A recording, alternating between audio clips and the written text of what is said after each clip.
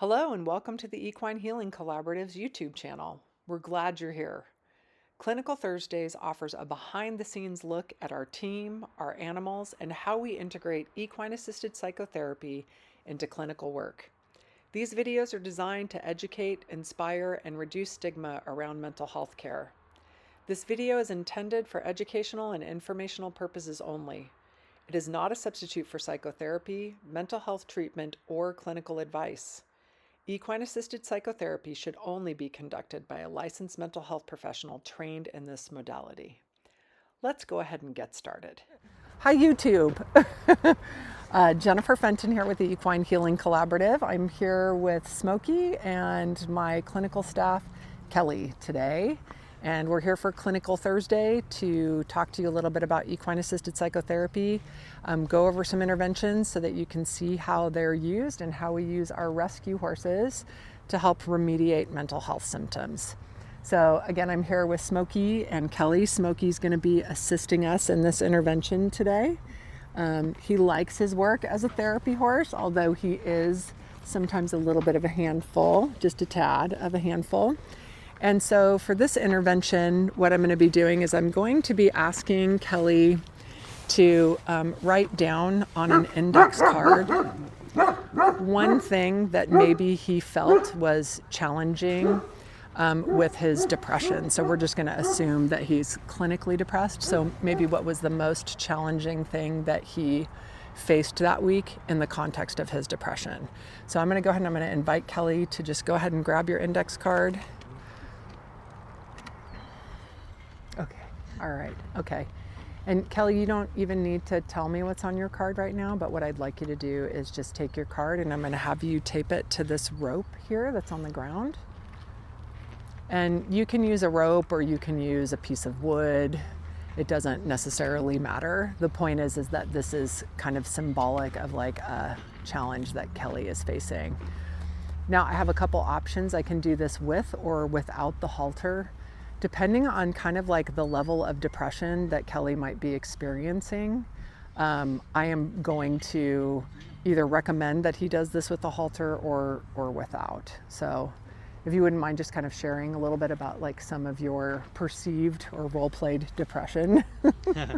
Yeah, well, I wrote down that a big struggle is comparing my life to others and being afraid of dissatisfaction.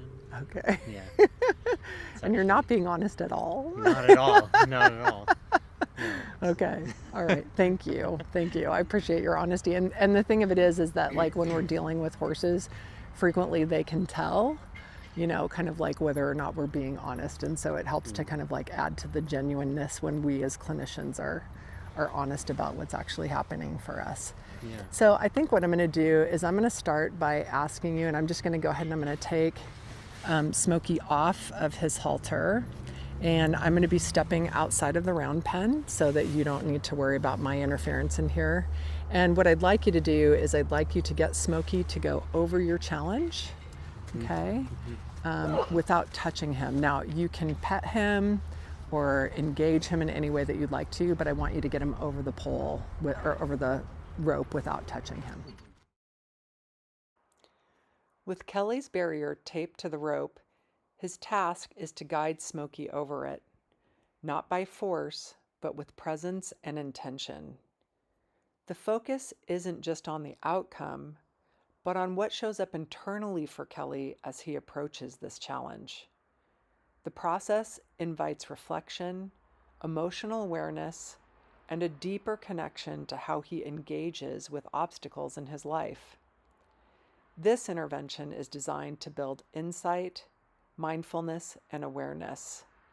As Kelly works with Smokey, he's encouraged to stay attuned to his thoughts, emotions, and body language, while also observing how Smokey responds. Horses are incredibly sensitive to human energy and nonverbal cues, offering real-time feedback that can reveal emotional undercurrents and unconscious patterns. The rope becomes a metaphor for the barriers we face every day: fear, doubt, hesitation, or even limiting beliefs. Rather than rushing to a solution or avoiding the discomfort, Kelly is invited to slow down and notice how he navigates the space between intention and action. This kind of experiential work deepens self-understanding and helps build the capacity to face challenges with clarity and emotional presence.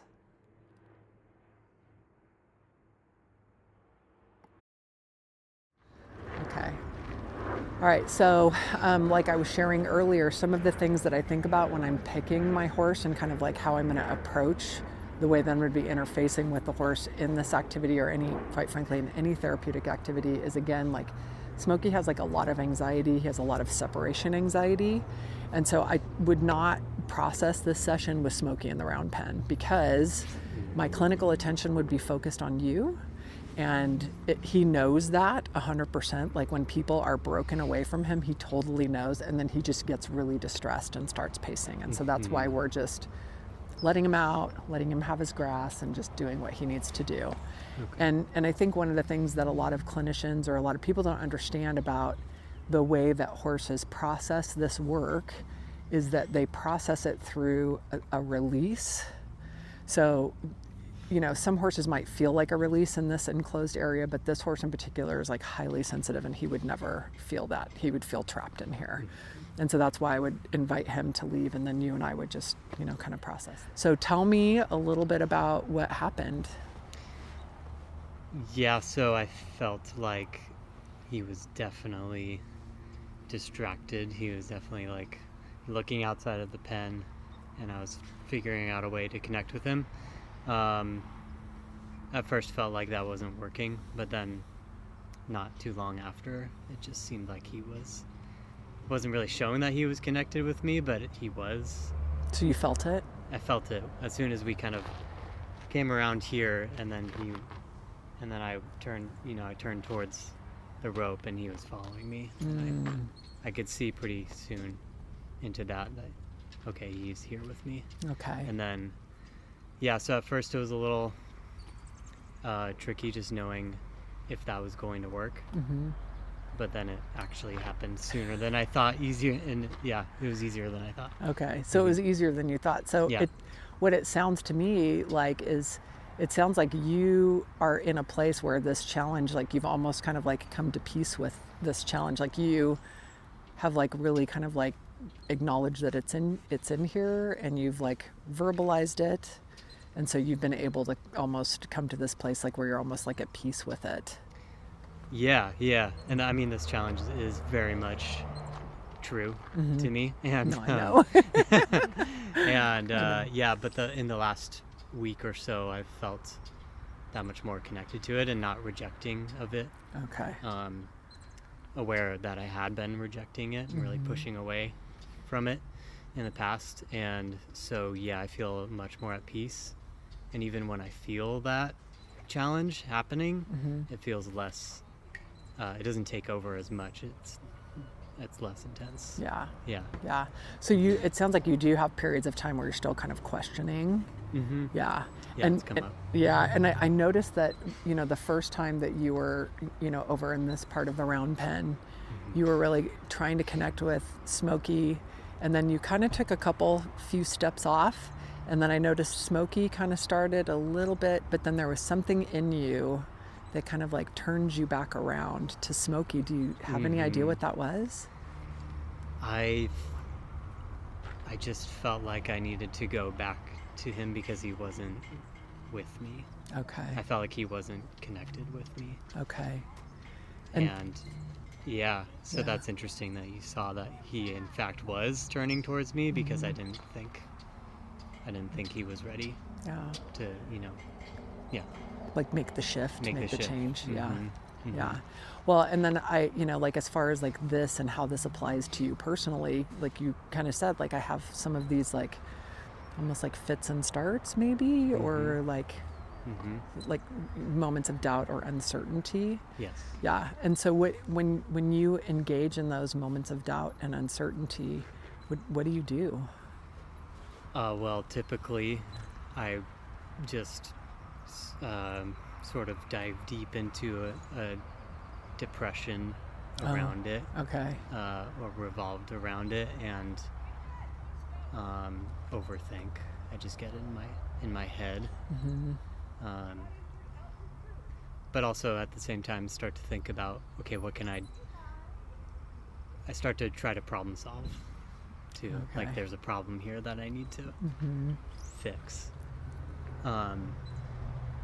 The difference between then and now in the last week or so, like I said, I've had some change and some shifting in that is that I notice the comparison and the patterns start to happen inside, and I just in recognizing that I experience that and have been experiencing it, and I'm not afraid of it. I'm not as afraid of it. Okay. Because I know it's not. Well, I know it's not gonna be. I know it's not gonna last forever. It's just it's kind of like a fit and start. Yeah, comes and goes, and it doesn't need to take over. Okay. Yeah. Yeah. So it sounds to me like you've just really like settled into almost like this place of like self-acceptance, even though it kind of goes against like maybe some of like your own perceived value systems, like expectations that you had placed on yourself before. Yeah. Definitely more self-acceptance, and knowing that these are kind of values placed on myself and my life. But that the emphasis on how my life is now and what I do feel grateful for and what I do enjoy, I'm able to tap into that more. Okay. And not getting so in my head and ruminating about what might need to be fixed or changed. Yeah. Okay. Instead, I turn towards like, okay, what do I do and what do I enjoy about my life and what do I enjoy doing right now, and there's a lot that I do. You have a laundry list of things to do. There's a laundry like a list bucket of list. Things that and at the same time, aspects of my life that are really, really good. Yeah. So it just takes the power away. Takes the power away from that. Yeah. Well, and I think, I think culturally there's all of this pressure to, like maybe make money or to do the thing that and then it doesn't really like align with like what like our internal processes or like what our internal goals are or like our dreams are, or maybe we're not even sure what our dreams are and we're like, I would like to go find out if that's a dream. Because you don't know unless you try it, right? And so I think for a lot of people, I think that it's, we fall into a lot of these like cultural norms, cultural pressures about the way that we should be in the world. And then the whole time that we're in that place of should, we're just really kind of squashing like our genuine selves. And, one of the things that I noticed, which I noticed a lot, but one of the things that I noticed is that when Smokey went with you, like he went with you. There wasn't even like, not even a breath, like I barely even caught it. It was so, he was just like, yes, I am going. And I know you probably didn't see this because of the fact that your back was facing him, but not only was he coming behind you and joined with you, but he almost kind of started racing a little bit and like moving faster than you over the pole. No, I did notice You that. did notice that? Okay. Yeah, because I had the same thought. Once that switch happened, it was almost, in a similar sense, I was like, I almost didn't catch it until I was like, okay, well, I'm just going to try walking in this direction. And, you're okay, he's following me. And then he started to, go ahead of me. And I thought that was interesting, too. Yeah. What do you think about that? Like, what do you think Smokey's take is on that? I don't know. Okay. I don't know. Something. Yeah. I think something was driving him for sure. Yeah. Yeah, Something was driving. Yeah. Motivating. Maybe. Yeah, that affirmation in a way that I am, like you said, moving in the right direction with this challenge. Yeah, maybe he was almost like, yep, this way. Yeah, yeah, Follow yeah, me. yeah. That's kind of what it felt like to me. Yeah. Yeah. Yeah. Yeah, I mean, it just felt so solid. And he's Yeah. not a very solid horse. No. But that felt so solid. It did. Yeah. Yeah. It was interesting. Yeah. Okay. Yeah. All right. That's cool. Okay. So let's stop the therapy breaking, and we're moving from role play into like kind of teaching. So have you used this like with some clients? I have, yeah. Okay. Yeah. And what has been some of your experiences with? Definitely challenge with accepting their challenge. Okay. Difficulty with accepting and also understanding what a challenge is, or being able to like pick one and put it down, and then what comes with that is like the difficulty with doing the activity and successfully getting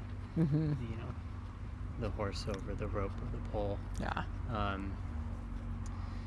Yeah, that's been the more consistent thing. Yeah. Have you had situations where the client's not able to get the horse over the pole? Yeah. Yeah. No, me too. Yeah. And I think that's kind of an interesting thing to work with clinically, right? Because what is the what is the message that the client sometimes will take away with that? And I think when we're talking about acceptance, it's like sometimes challenges are so huge that like maybe we have to sit over here on this side and like look at it a little bit longer before we're able to actually like move through it. Right. And I think I've even heard you when you were talking about like some of your own, like you've really had to do like a lot of like reflection before you were even able to get into that place. And so typically clinically, that's where I will drive kind of like that point home, is like, maybe this is something that we need to really reflect on and work together on, and then we can revisit this activity like at a later time. And I think the other part of that is like, as a therapist, it's hard to sit in that kind of discomfort, right? Because I'm always like, I'm like the person who's like, I want to push the horse over the rope for my clients. Do it for them. I want to push the horse, but that's not helpful. But also to sit with clients in that discomfort too is really a challenge. And I think it's hard sometimes for clients to sit in the discomfort. And frequently what I'll talk to clients about, because sometimes they're so uncomfortable, they just want change. So frequently what I will talk to clients about is that sometimes we have to really understand what's happening before we can change it. And so sometimes that means that we stay on this side of the rope for a while. And I feel like that kind of takes some of the sting out of it, and then it directs the work. Yeah, that makes sense. Well, I mean, the biggest thing that was helpful for me is that acceptance, and that coming to an acceptance of the thing that challenges me and not rejecting it. That was the biggest help. Yeah, well, and when we think about mental health conditions, like the majority of what we are taught and what we are told is that there's something inherently wrong with us. Most people who suffer from mental health conditions come in with that narrative that there is something that is inherently wrong with them. They're weak, they can't figure it out, they are broken. Like, I've heard a lot of different things. And so to kind of like reframe that narrative of that it's not that nobody's broken, right? Because we all have stuff that we bring to the table. Nobody's broken, nobody's weak, nobody's any of these things. It's just that like this is where things are right now. And until we get to the place where we can kind of accept that, then it's hard to do the work. Yeah, it's really hard to do the work. Yeah. I read something really recently that was simple but profound. It just said that it was a young Pablo reading, and he just said you can't hate yourself into changing. Oh my gosh. You have to accept yourself where you so are profound. now before you move forward. Yeah. That was very profound. Really simple but huge. Yeah, for sure. All right, do you have any other thoughts before we sign off? Okay. All right. Okay. All right, Smokey. What are you supposed to tell everybody? Do you know what you're supposed to tell everybody? Yes, that's right. You're supposed to tell everybody that they have to subscribe and watch our YouTube channel. And that the more people watch it, the more views we get and the more hours we get to monetize our content. And that's going to buy what, Smokey?